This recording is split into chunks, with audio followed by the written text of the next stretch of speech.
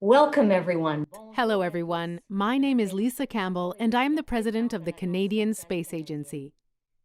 Today, I would like to welcome the Honourable Navdeep Bains, Minister of Innovation, Science and Industry, as well as Sherry Romanato, the MP of Longueuil-Charlemagne. We also have the privilege of having the Canadian Space Agency Astronaut Corps with us via video conference. Jeremy Hansen, Joshua Kutrick, David Saint-Jacques, and Jenny Seide-Gibbons. And I would like to say a special hello to our audience watching this event on social media. I joined the CSA 3 months ago. Such an exciting time to be part of the global space community. It feels as if there is a rising tide for space around the world as more countries attempt greater strides in space with increasingly bold missions. The global space economy is growing fast, creating great opportunities for Canada's space sector. I believe space contributes profoundly to our country's economy, creating jobs of the future and pushing the limits of science to improve the quality of life of Canadians and people around the world. Today is a very important day for Canada's space program, a day to celebrate. I'd now like to invite Minister Bains to speak. Thank you, Lisa, and good morning, everyone. I'm honored to join you today for this historic announcement. And this is actually my first official announcement with the new CSA president, so welcome, Lisa. Thank you, Minister. So Canada, ladies and gentlemen, has a long and proud history in space exploration. The first Canadarm was a fixture of space shuttle missions between 1981 and 2011. And we helped build the International Space Station, which has been a permanent outpost for humans for the past 20 years. And the Canadarm II and Dexter are still critical to the daily operations of this amazing laboratory orbiting the Earth. So today, we are preparing to help build a new outpost which will orbit the moon. This new outpost will be 1,000 times farther from the Earth than the International Space Station. And the Lunar Gateway is the next big international collaboration in human space exploration. It will provide a living space for astronauts, research laboratories, and a mission control for future human exploration of the moon. And one day, beyond. It's going to be one of the most ambitious projects humanity has ever undertaken. That's why I'm here today to proudly announce the Canadian Space Agency and NASA have signed the Gateway Treaty, a historic agreement that secures Canada's role in the ambitious project. Unlike the International Space Station, the Gateway will not have a crew of astronauts living and working on board continuously. Instead, our state-of-the-art smart robotic system, Canadarm3, will use artificial intelligence to maintain operations in space when humans are not present. And the Gateway Treaty confirms our contribution of Canadarm3 and ensures that all robotic operations will be controlled on the ground right here in Canada for the first time. I'm so proud that Canadians are pioneering this cutting-edge technology. And our space sector is made up of a diverse and dedicated workforce ready to solve space's unique challenges, from scientists and engineers to technicians and computer programmers. We have the talent and expertise right here in Canada, and we are global leaders in the industry. Indeed, just last week, the Canadian Space Agency awarded a contract to Brampton-based MDA to establish the technical requirements to build Canadarm3. MDA is one of the world's leading robotics companies known for its excellence and reliability. And this contract with MDA is just the beginning. The agreement we're announcing today will help grow innovative companies of all sizes across the country and position them to succeed in the global space economy, a fast-growing market projected to triple in size in the next decade. Our investment in Canadarm3 alone is expected to contribute $135 million annually to Canada's GDP, gross domestic product, and create and maintain 1,300 good, well-paying jobs over the next 10 years. But when it comes to Canadian space exploration, we're not only providing next-generation robots, we have also an astronaut corps operating at world-class levels.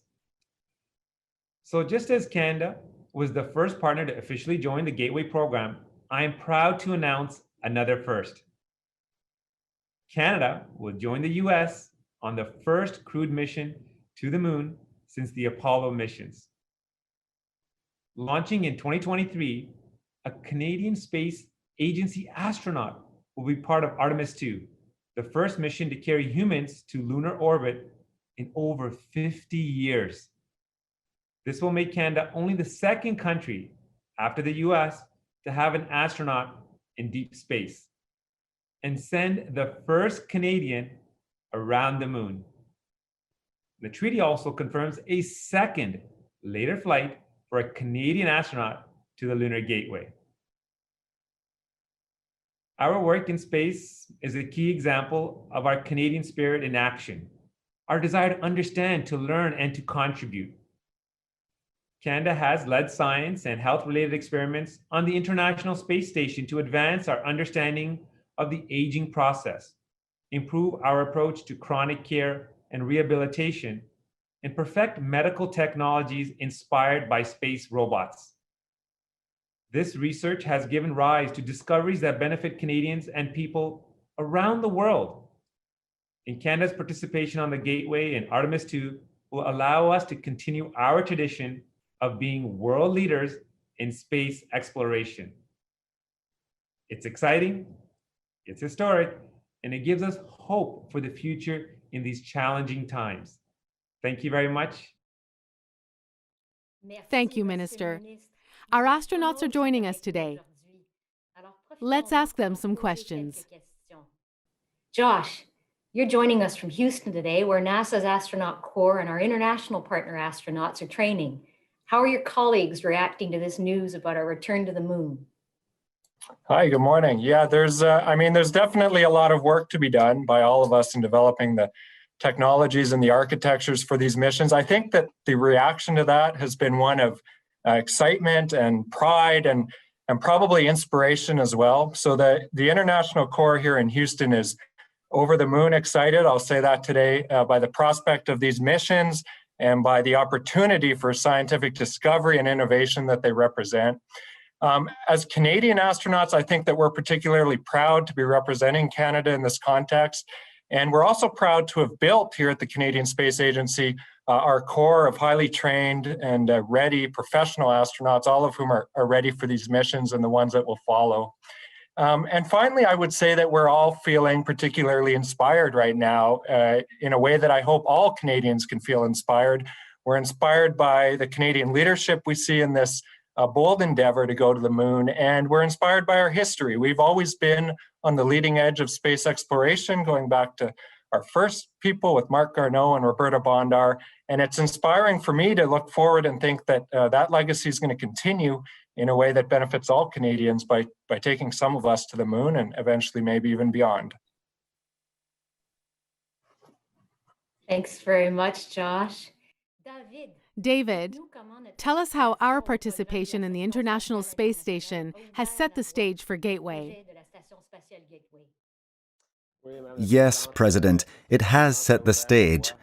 We are building on our heritage of exploring with other nations. Throughout the 20 years of continuous human presence on the International Space Station, we have seen an unparalleled level of cooperation between nations. Each partner has our own areas of expertise. As a doctor, I personally am particularly proud that Canada's research focuses on health, not just for astronauts, but for us all. I never realized how important our work in this area would become in furthering our expertise in remote medicine. I know that Minister Bains envisioned this in the space strategy when he asked us to work on telemedicine. But none of us could have predicted we would face COVID-19 in 2020. We've been working with experts across the country on leveraging space medicine expertise to improve healthcare remote delivery, and I'm personally really excited about what we can do for Canadians on this front. We'll develop our expertise further on the planet, improve health outcomes, and do it more economically than ever before. Then, Canada will take this worldwide excellence to the moon and beyond.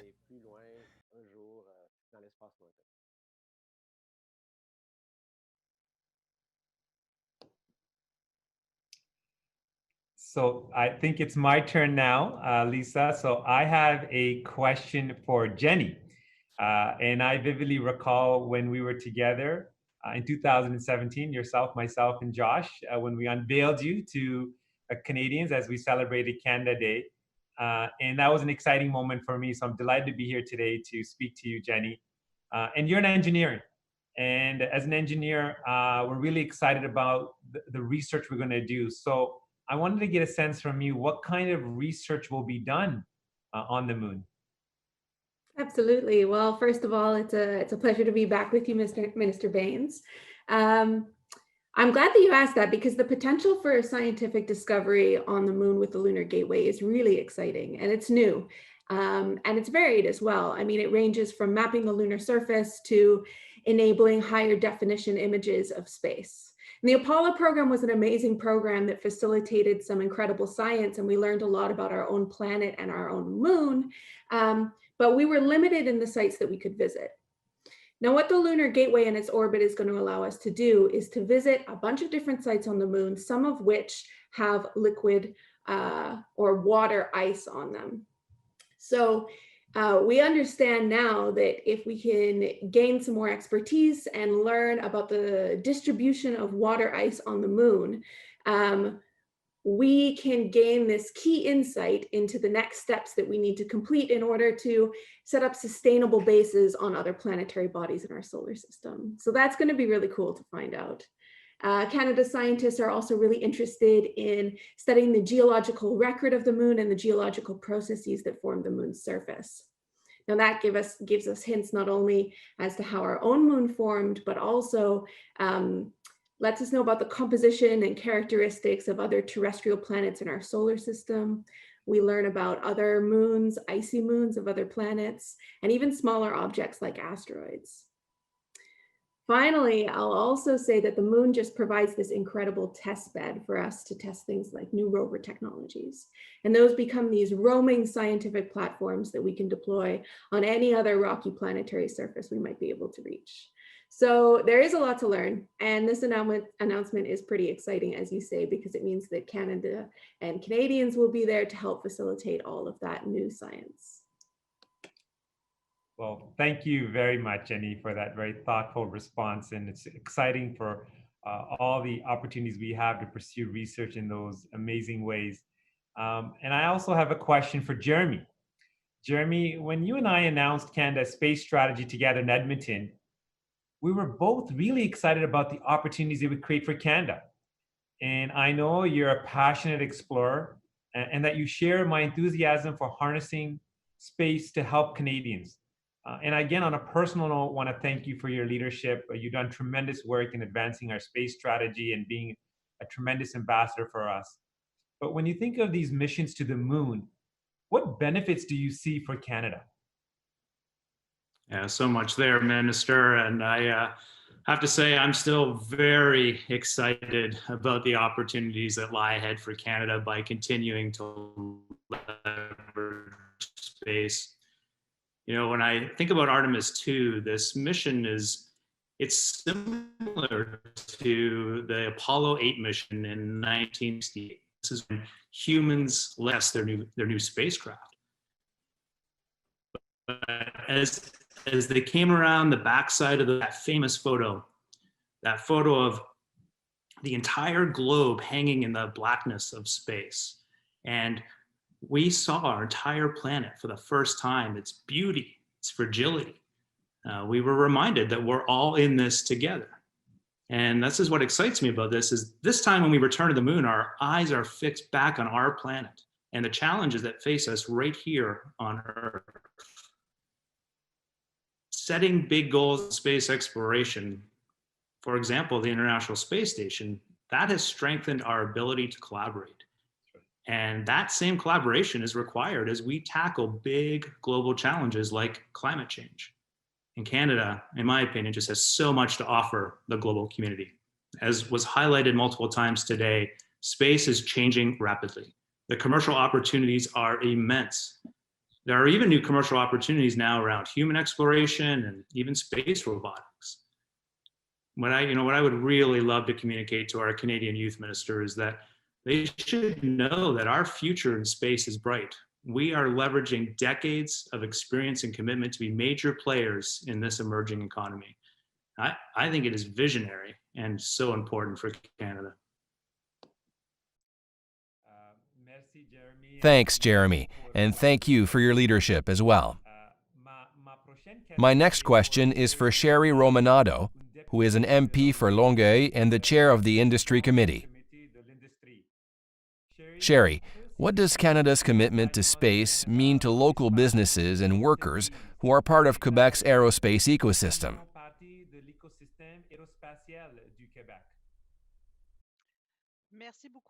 Thank you very much, Minister. So as you know, Quebec is a world leader in aerospace.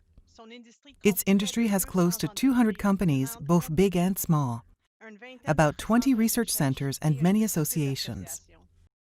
The Lunar Exploration Accelerator Program, or LEAP, will foster innovation in areas like artificial intelligence, robotics, science, and health, and support the commercialization of innovative ideas from Canadian industry. This will mean great opportunities for our aerospace companies here in Quebec. For example, we recently announced the Quebec-based NGC Aerospace Limited received $840,000 in funding to demonstrate a planetary navigation system similar to the GPS technology used here on Earth. Today's a great day for space exploration, and it's an exciting day for Canada. Thank you. Well, thank you very much, Sherry, and thank you for all the work you do to promote the Canadian Space Agency and the work that you do as the chair of the Industry Committee. Everyone, I just want to conclude by saying this is such an exciting day for Canada. I love that my girls, Naniki and Kierpa, who I think are watching this live, will see a Canadian fly to the moon in the very near future. David, when this government first made the commitment to take on this challenge, you were on board the space station, and it was amazing and inspirational to watch you in space. And now with today's announcement, I think of the Apollo 8 image Jeremy just spoke of, the Earth as seen from the moon's orbit. And as a Canadian, that fills me with pride to think that the next time we see our home planet rising up over the edge of the moon, one of you four will be behind the camera. Thank you, Minister. Thank you, MP Romanado. And thanks also to our astronauts for participating.